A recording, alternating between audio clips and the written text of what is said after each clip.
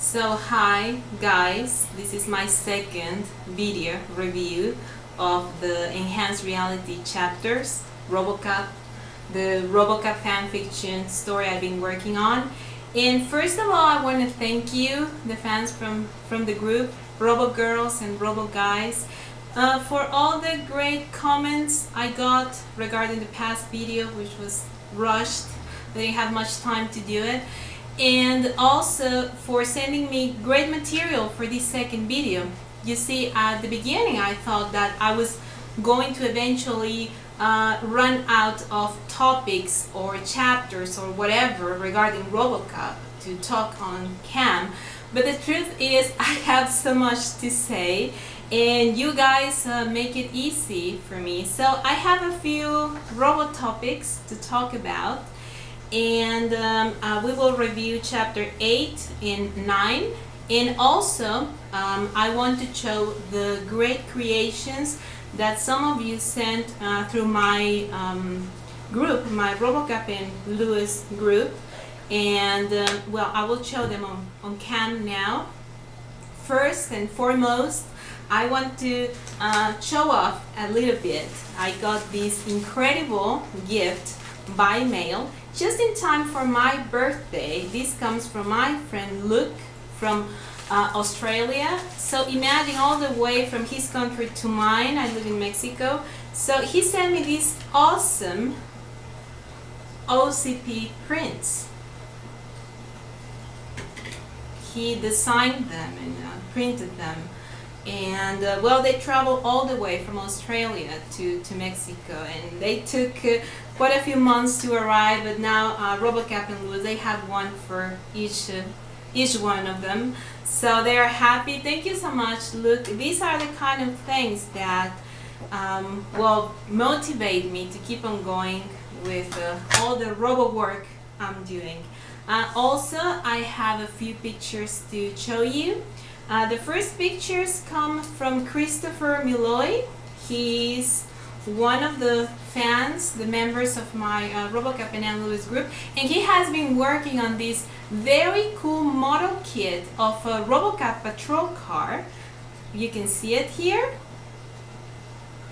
That's the awesome work he did. So he kindly sent me those pictures to be shown in this video. So thank you so much, Chris. Also, I have some artwork to show from my friend Mauro. Mauro is from Croatia. So imagine, he's a very young fan, considering that most RoboCop fans are in our late 30s, 40s, and he's a very young RoboCop fan, and he has been a close follower of my story. And one of the things that I like about him is that he guesses my chapters before I post them. He's always giving me great feedback and reviews on each chapter, and I always tell him, it seems like you know what's gonna happen next. So we have this artwork by him.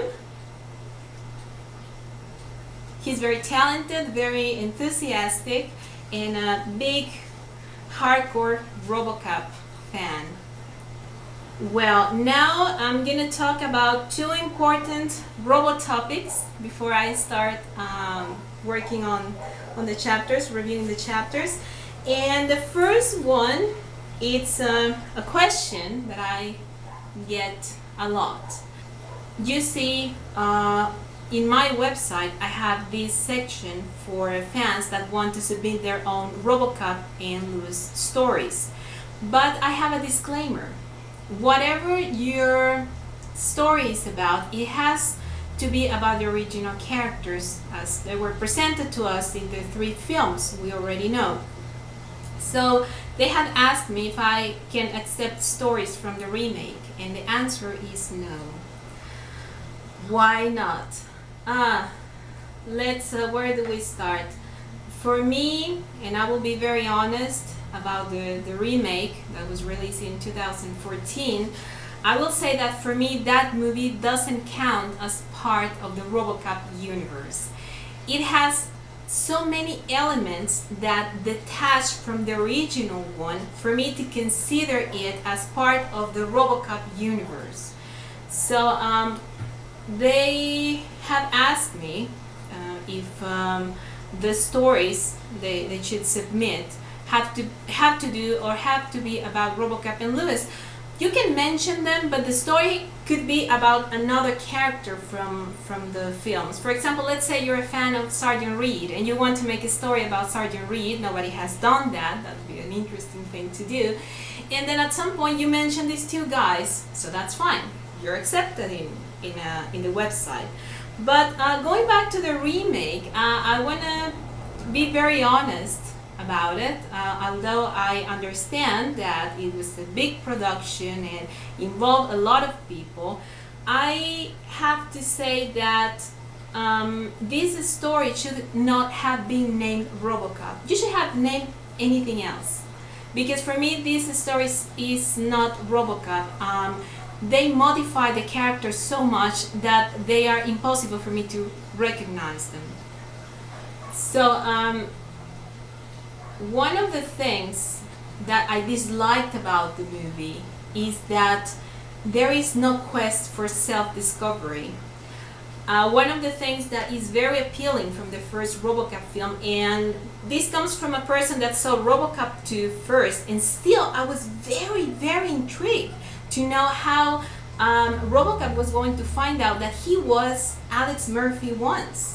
So this new movie lacks that important element. RoboCop is struggling now to find out who he was, and now he's been forced to live this new existence he didn't ask for, and he's almost completely a robot now. I mean, his human body is almost gone. He went through this very cruel death and crucifixion, as it's been called by Paul Verhoeven and many other reviews. So right here in this movie, this guy just gets exploded by a car bomb, and that's it.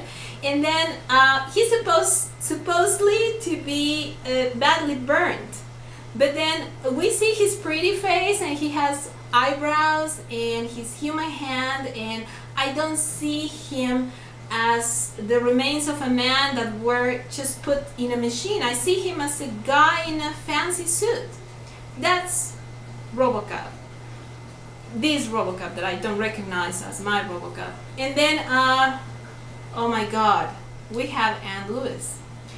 Why in the world did they think it was a good idea to split Ann Lewis into two characters? We have this guy named Jack Lewis. They changed gender and race. And then we have Clara Murphy. I think they wanted to split her into two characters that they don't work well. You see, the RoboCop fans are split into two categories. The ones that think that there is something more going on between RoboCop and Lewis, obviously, and the ones that think that there's only friendship between them. But all of us agree on something. And this is that whether it's romantic or just friendly, their relationship is quite close. They have this strong connection, this symbiosis. Peter Weller said it once. So I don't see that in the new film. I don't see this Jack Lewis having this close partnership and friendship with this Alex Murphy. It's too bleak. And then Clara Murphy, where do I start? Why do Hollywood want to sell us irrelevant female characters as if they were strong heroines? They are not. I mean, and I'll prove it to you. If you remove Clara Murphy from that movie, the movie can still exist. Remove Ann Lewis from the original RoboCop and you have no movie. That's how you know how irrelevant and useless a female character is. So do I really want to grow up to be like Clara Murphy? What's her superpower? asking her husband to speak to her son. That's one of the few things I remember. Because, the movie, I mostly can feel it and I can remember it. I saw it once and that was enough for me.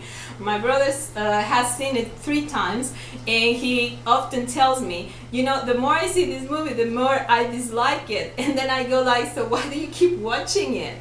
He says, my brother Roman, that whoever wrote this movie disliked the original storyline and characters. That's his very honest opinion about it. So, and then we have Edward Neumeier. Not so long ago, I found this interview of him. He was interviewed by the guys from Screen Junkies. Great interview. And in this interview, they asked him what his thoughts are about the remake. Mr. Ed Neumeier is a very polite person, and of course he acknowledges everything that this movie implied, the production, everything. But he said something quite interesting. He said that to see other people, kind of like using his ideas or wherever, was like to see his girlfriend dancing with another man, or another man's wedding with his girlfriend, which is his ideas. So I think that that's quite accurate, and the hardcore fans would probably agree with him. I remember that when I was watching the movie, I went like, what are they doing to my RoboCop? This is not even my RoboCop. What are they doing to the original storyline? So what would I do if I saw the love of my life dancing with someone else? I told you I don't know! Or marrying someone else. So there you go. Those are the very honest thoughts about the original writer from the first film.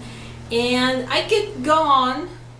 I could rant for like an hour about the movie, like it doesn't have any relevant bad guys. We all know who Clarence Boddicker is. And then we have Antoine Ballon. I thought that was a very super cool name in this movie. But this is a bad guy we hardly hear from.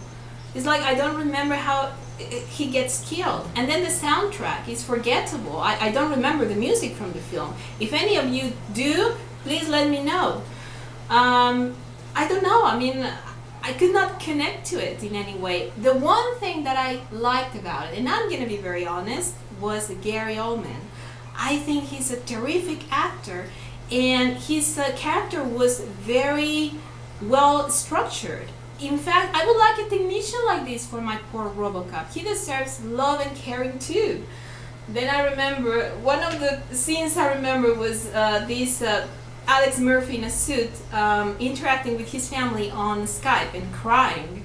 It's like, why do they want Alex Murphy's family to be an active part in RoboCop's life? That's not the point of the story. The point of the story is that he's a tortured man, or what's left of a man. He was a man once, and now he's a complex hybrid being that doesn't know exactly what he is. And he's tortured by the scenes of his death and the memories of the life he lost. But he cannot get that back. And that's the beauty of RoboCop. He has to learn to live like this. It's like some sort of reincarnation, if you see it from that point of view. And then Anne Lewis, who's the person that gets close to him, is the first person who's affectionate to him. Again, you can consider it as just friendship, or you can probably think that there's something else between them. But still, she's the person that connects to him in so many ways. And she will struggle with that man that, sometimes would be impassive or silent, robotic. He has a computer merged within his human brain, or what's left of it. So I think that all the intriguing things, all the interesting things, all the heart-tearing things that the story of RoboCop 1 has were completely missing in this movie. So I think that's the shortest explanation I can give why I don't acknowledge it as part of the RoboCop universe. So you should forgive me, but on my website, no stories about the remake. So that's Robotopic 1. Robotopic 2, something I wanted to mention. I want you guys to help me with something. You see, for many years I have been fighting alone. This is a solo fight for me against this urban legend that is still circulating all over the internet after 20 years. You see, when Anne Lewis died in RoboCop 3, this rumor started circulating that Nancy Allen was the one that requested her character to be killed if Peter Weller was not going to feature in the movie, which is a complete lie. So when Nancy contacted my website back in 2003, that was one of the first things I asked her, because I never believed such a lie. I never thought that she would have a request for her character to be killed off. And very recently Nancy tweeted that, again, that she never requested Anne to be killed. So I think it's very unfair that fans have been blaming her for Anne Lewis' death when that was a decision of the writers. In any case, she decided to make the movie because of the fans, and she knew she was gonna get killed, and still she was professional enough to play her character one last time. So we should give Nancy an applause instead of blaming her for something that she didn't do. So help me out with this. I mean, if you see that on a website, blog or whatever, help me erase that awful urban legend from the internet. So that was topic number 2, and Robotopic number 2. And now let's do the quick review of the chapters. As usual, I talked so much. I want to say that I have some questions. I won't be able to answer them in this video. I'm so sorry. Wait until next week and then I'll go through your questions. I'm truly sorry about that, but I won't have the time. So we have chapter 8, the rehabilitation officers. Here's when you will start to see that RoboCop 2 and RoboCop 3 will start to merge into one story. For me, taking elements from RoboCop 2 and RoboCop 3 and putting them together in my story has been quite a challenge. So this episode, this chapter, Lewis doesn't feature. At the very end of chapter 7, they have this very difficult moment together in the patrol car after they resolve the whole case with the slot machines and the hacker that was stealing money from Cyberotica, the ones that read it. So RoboCop endures a difficult moment outside this company that makes robots, and he's discriminated for being a cyborg. He didn't ask for it. So I took inspiration from the Marvel cartoon series from 1988, The Brotherhood. You should watch that episode, it's a very good one. So RoboCop, at the beginning of chapter 8, we see him fighting crime. We see him in a violent encounter with some criminals. He's connected to the machine side because thinking as a man is starting to hurt so much after, you know, that moment he went through with Lewis in the last chapter.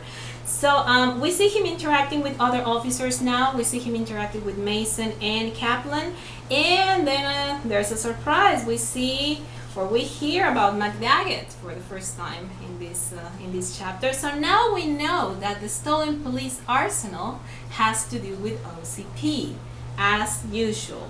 So that's chapter 8, quite frustrating for all the good cops that cannot do much about it.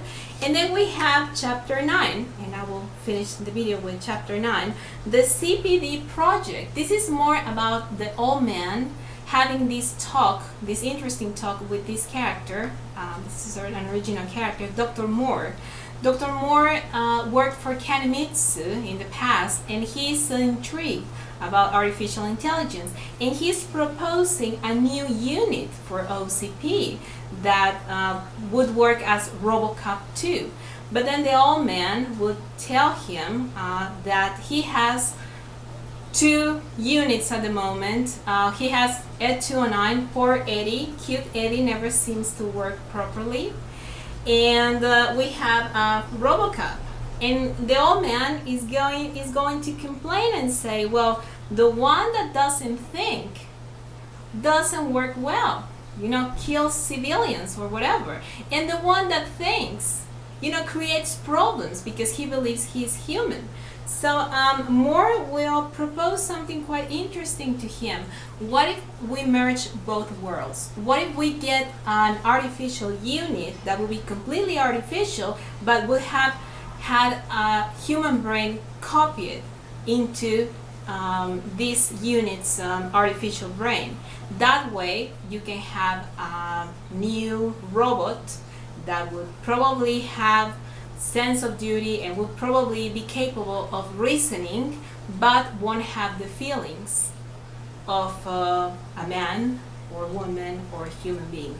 So it's interesting the conversation they have among them. And then the chapter ends with the old man making his niece sign some documents because he wants to protect himself in advance. He doesn't trust Johnson. Surprise, surprise. The same way Johnson doesn't trust him. So even if RoboCop doesn't feature in this chapter, he's mentioned, as I said, so we don't lose the continuity of the story. So I will stop right here because chapter 10, An Artificial Life, is one of the chapters I enjoyed writing the most. It's quite long, 12 pages, and it's very meaningful. So I will need another video to explain it properly. So thank you so much for watching. So I still don't have answer about Lewis being considered for the new RoboCop film. I hope Mr. Edward Neumeier makes my dream come true. He already knows what it is. So another thing, and Lewis, this Lewis, that was born in my house a few months ago. Let me tell you a story. She has a twin sister that was born here.